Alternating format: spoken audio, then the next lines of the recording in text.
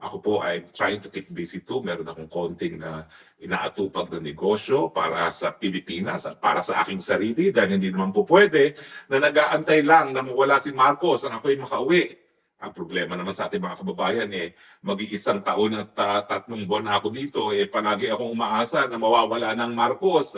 Hindi. Ang ating mga kababayan para mga masokista ba? Dahil gusto nila na nabubuhay ng mahirap. Kaya miski dapat tanggalin na ang problema, ang cancer ng lipunan natin na walang iba kundi ang ating presidente, nararayan pa rin siya.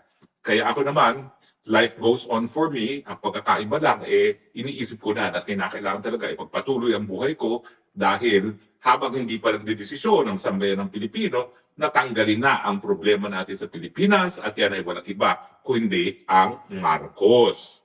Ngayon mga kaibigan, hindi ko naman po tinatanggi na ako po'y nanirahan sa UAE ng mga 6 na buwan. Napakasarap po ng buhay ko doon dahil meron ako doong brother na tinatawag, lahat libre. At napakaganda ng aking buhay doon.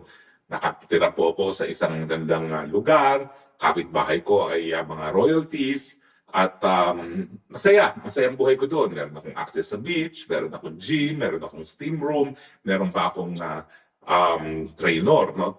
Kaya lang, nagpunta doon si Lisa Tanas at bumirma ng extradition treaty. So sabi ko, naku, ayaw ko naman mapahamak yung aking host kapag hihingi ng gobyerno na ako'y extradite at kaya ako'y lumipat. No? Pero talagang I feel na ako po mismo ay naging residente na ng UAE.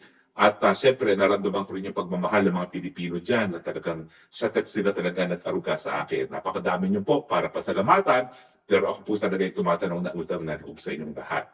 Kaya nga po ko nagtataka, anong ginagawa ni Marcos Jr. ngayon sa UAE? Totoo po na napakadami nating mga kababayan nagtatrabaho dyan.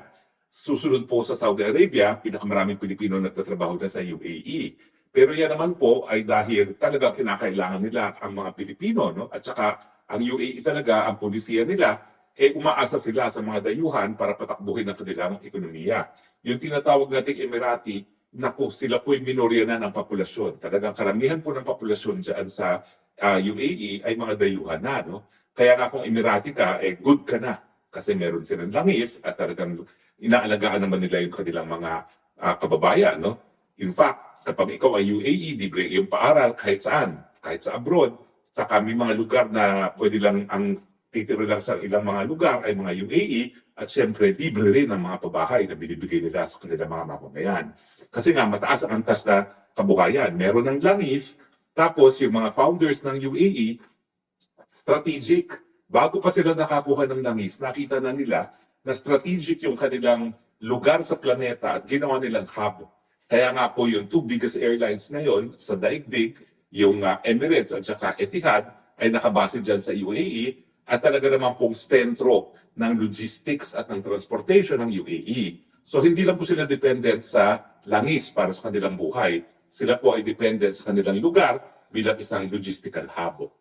So ano ang kinalaman ni Bangag dyan? Well, unang-una po, yung mga Pilipino, patuloy naman po nilang kukunin ng mga Pilipino whether or not magkaroon ng special agreement. Dahil ang pinirmahan po nila doon ay yung CEPA, yung parang free trade agreement between the Philippines and UAE.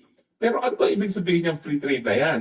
Halos wala namang kalakalan sa panig ng Pilipinas at ng UAE. Sa katunayan, ang exports po ng Pilipinas to UAE ay $300 million lamang a year. Samantala, mas marami tayong inaangkat sa UAE dahil nga meron silang langis, ang inaangkat natin 1.5 billion. Ang intention ba nila ay para tumaas ang napakaliit na kalakalan? Siguro. Pero hindi talaga sa atin importante ang free trade zone sa panig ng Pilipinas at ang UAE dahil hindi naman major trading partner ang UAE. Kaya nga nag-iisip ako, anong tunay na dahilan na ilang beses nang balik-balik ang mag-asawang Marcos sa UAE? Well, para maintindihan niyo po, lahat ngayon ng mga mayayaman sa daigdig ay nasa UAE. Bakit? Kasi ang UAE po ngayon ang bagong London. Dati po ang London, lahat ng mga mayayamang mga Arabo nagpupunta dyan kasi po malaya sila nakakadeposito ng kanilang kayamanan sa London. At ang garantiya ng London, hindi namin paghihimasukan ang inyong mga pera. Ganyan po ngayon ang negosyo ng UAE.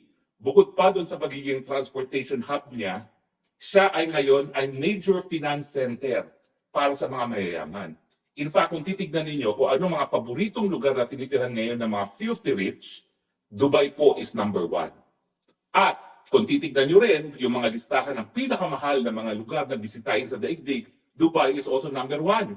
Kasi dahil nga po sa dami ng mga pera at mga bilyonaryo na naninirahan ngayon sa UAE, talaga pong ang branding ng UAE tourism is for the ultra-rich. Talaga lang pong nung minsan, ako'y nakabisita dyan, no? Ako'y first time nakakain ng ginto. Mantakin ninyo sa isang restaurant, kasama sa menu, kakainin mo ay ginto. Nakakain po ako noon. Dahil naimbitahan ako ng isang member ng royal family, no? Alam niyo na, si Harry Roque hindi po sosyal. Pero dahil ako naman po ay ang aking larangan ng international law, yung international law contacts ko naman po nagbubukas ng pinto. Kasi yung mga royalties naman ng mga Arabong countries, lahat po yan ay nakapag-aral sa mga magagandang universidad na pinag-aralan ko din. At pangalawa, pareho din kami ng interes sa international law. No? Kaya marami tayong nagiging contacts. At God is good, miski hindi tayo sosyal, miski hindi tayo mayaman, nabubuksan naman mga pintuan ng mga mayayaman, lalong-lalo na dyan sa UAE, dahilan kung bakit dyan nga po ako nanirahan ng 6 na buwan. So, ibig sabihin, ang UAE, ang importansya ngayon ng UAE, hindi lang dahil siya ay oil exporter, hindi lang dahil siya ay pinagtatrabuhan ng mga Pilipino, kundi siya ngayon ay center of international finance, lalong-lalo na ng mga mayayaman. At hindi lang po yan. Ang pinakamarami mga bilyonaryo ngayon nakatira sa Dubai, kaya naman kilala ang Dubai bilang pinakamahal na destinasyon for tourism, ay mga Ruso. Halos lahat po ng mga bilyonaryong Ruso ay narariyan na ngayon sa Dubai. In fact, yung founder ng isang app na Telegram na hinuli no, ng mga Ruso dahil gusto nilang ma-impluensyahan yung kanyang Telegram, nandyan na po sa Dubai. At halos lahat po ng mga natatanggal na mga presidente pag nagkakaroon ng revolusyon, gaya nung Prime Minister ng Thailand, si Thaksin, dyan po nanirahan yan sa Dubai. Yung dating presidente ng Bangladesh, kailan lamang natanggal, nandyan po yan sa Dubai. So, ibig sabihin, hindi lang yung mga mayayamang Rusong na pupunta dyan sa Dubai, yung mga natatanggal pang mga leader at aminin at hindi, yung mga mayayaman na hindi natin alam kung saan nanggagaling ang kanilang pera. Dahil nga, ang dami-dami mga bilyonaryo na dyan sa Dubai, mas hindi po sila stricto sa pagbubukas ng mga accounts ng mga tao at hindi na natin tinitignan kung saan galing ang pera. Otherwise, bakit napakadaming mga Ruso na nagdedeposito ngayon dyan? Alam naman natin na napaka-aktibo ng mga Ruso, lalo-lalo na yung mga mafia-type Russian organizations. No? Ibig sabihin po, center also ng international finance at yan ang dahilan kung bakit maraming mga mayayaman na hindi mo alam sa kinukuha ang pera ay nandyan ngayon sa Dubai. So ako naman, malikot lang ang utak ko. Talagang baliwala po sa atin yung free trade agreement ng Pilipinas at UAE dahil napakaliit ng kalakalan sa panig ng ating dalawang bansa. At sa totoo lang, kilala ko naman kung sino yung ating sugo dyan, hindi naman yan talaga priority ng ating sugo dyan. Ang priority talaga natin na dapat makakuha ng mga investments galing siguro sa UAE sa Pilipinas, pero bakit ang inuna natin free trade agreement sa isang bansa na wala naman tayong halos kalakalan? So ako, nagbabalik tanaw ako, ilang beses na nagpunta dyan si Lisa Araneta Marcos. Parang 2 beses na. Si Marcos, ilang beses na rin. Parang pangalawang beses na rin niya ito. Ito na ang pinaka-binisitang bansa ng mag-asawang Marcos, ang UAE.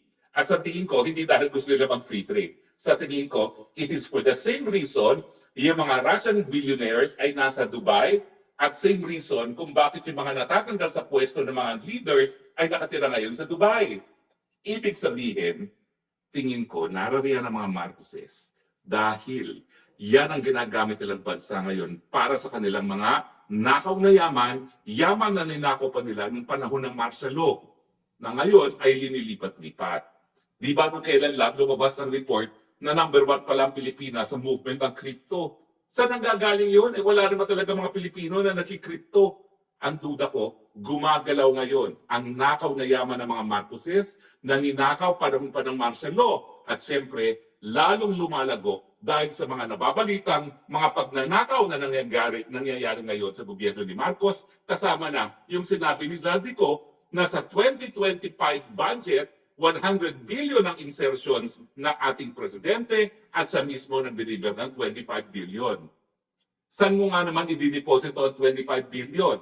Eh di, palitan mo na lang yan, i-crypto mo na yan, ipasok mo sa UAE dahil napaka-establish po ng cryptocurrency sa UAE. Parang ordinary bank account lang po yan. Sa totoo lang sa UAE, may mga ATM na sila para sa crypto. So sa tingin ko po, hindi free trade agreement ang habol ng mga Marcoses, kung hindi ang kanilang nakaw na yaman, baka narariyan na ngayon po sa UAE. Gaya ng mga pera ng mga bilyonaryo na hindi natin alam kung saan nanggaling ang kanilang mga kayamanan.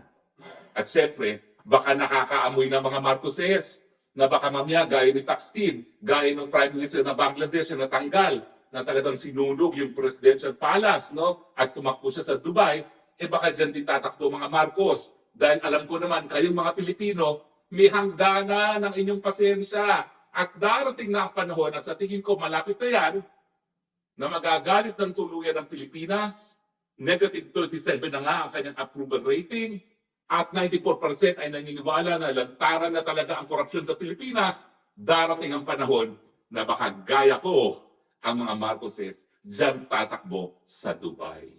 Kaya narariyan na ang kanilang mga tinatagong yaman na sigurado ko na hindi nang galing sa kanilang hirap. Dahil ako isang drug addict na hindi man lang nakatapos ng college, walang kakayahan gumawa ng sariling pera kung hindi manahin ang nakaw na yaman at magpayaman palalo dahil sa mga bagong nakaw na yaman galing sa mga flood control projects. Diba po? Agree ba kayo o disagree? Pero talagang walang saysay. Bakit 2 beses na si Lisa Marcos nakarating dyan? 2 beses na si Marcos nakarating dyan? Wala nang ibang bansa na ganyan kadalas binisita ang mag-asawang Marcos kung wala silang personal na interes para pumunta dyan sa Dubai. Anyway, bago tayo magtapos, dahil talagang sinabi ko, 2 pag-uusapan natin, nais ko lang pong muling magbigay pugay dito sa 2 batang kongresista na nagbibigay pag-asa sa buong bansa na meron pang kinabukasan ang ating bayan dahil hindi lahat ng politiko ay korap.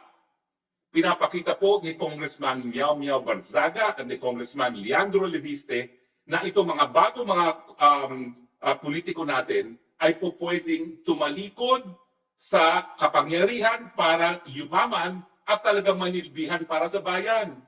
Tignan nyo naman ngayon ang sinasapit nitong si Miao Miao at ni Leandro. Si Miao Miao dahil talaga naman pong matagal na siya nagsasalita laban sa bangag ng presidente, laban sa korupsyon. Ngayon po, hindi lang siya sinuspende ng Kongreso, dinidimanda pa siya ngayon ng hepe ng kanyang partido. Kinakalaban ni Barzaga ang presidenteng bangag at ang pinakamayamang tycoon ng Pilipinas. Hindi sa kumukurap dahil siya ay matindi ang paninindigan na magbabago lang ang politika sa Pilipinas kung mawawala ang korupsyon at siyempre kaya naman may korupsyon sa Pilipinas dahil talaga namang pong hindi po nagkakaroon ng pagkakaiba ang kayamanan at ang kapangyarihan. Kung ikaw ay mayaman, ikaw ay magkakaroon ng kapangyarihan. Kaya nga po, ang gobyerno nagiging numero 1 negosyo, lalong-lalo na ng mga congressman at ng mga senator. Si Leandro Leviste, hindi naman niya kinakailangan mag-ingay. Sa totoo lang, kaibigan kong nanay niya, si Senadora Loren. Pero Senadora Loren is always a safe politician. Never po yan na nakikipaglaban sa presidente except nung panahon ng GMA dahil siya ay naging tumakbong vice president ni FPJ, natural. Nung nagkaroon ng issue o nagkaroon ng dayaan sa eleksyon, natural, nasa panig siya ni FPJ para sabihin nagkaroon talaga ng dayaan at lumabas naman yung Hello Garci tape, di ba? Pero other than that, napakatagal na naninilbihang senadora si Senator Laurel Legarda. Sa tingin ko siya na ngayon ang pinakamahabang paninilbihan sa senador sa buong kasaysayan ng Senado. Safe po yan. Palaging pumapalag gitna. Kaya itong ginagawa ni Leandro Leviste, pati yung karera ng kanyang nanay ay naapektuhan. Pero hindi nagpapapigil po itong si Leandro Leviste. Dahil ang gusto lang naman talaga ni Leandro Leviste, matapos na itong kultura ng korupsyon, lalo na sa Kongreso kung saan ang pangunahing pinagkakakitaan ng mga senador at congressman ay yung mga infrastructure projects. Huwag po natin kalimutan na isa sa pinakaunang nakaupong kongresista, si Lian